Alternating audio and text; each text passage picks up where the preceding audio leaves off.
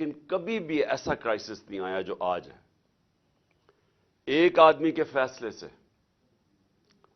वो कौन था, वो अब सब जानते हैं कौन था, जिसके फैसले से एक ऐसा मुल्क के अंदर बुरहान आया है जिसकी पेशन गोई आज से मैंने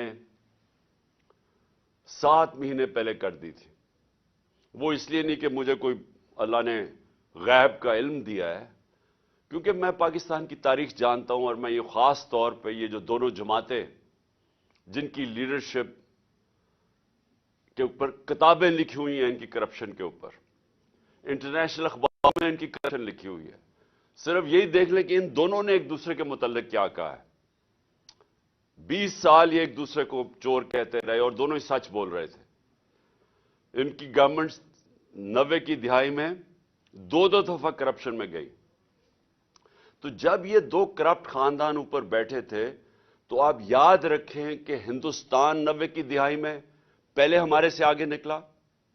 90 की दिहाई से पहले हमेशा पाकिस्तान आगे था, हमेशा हम हिंदुस्तान से आगे थे। बड़े सगीर में सारे इकोनॉमिक इंडिकेटर्स कहते थे हम आगे हैं।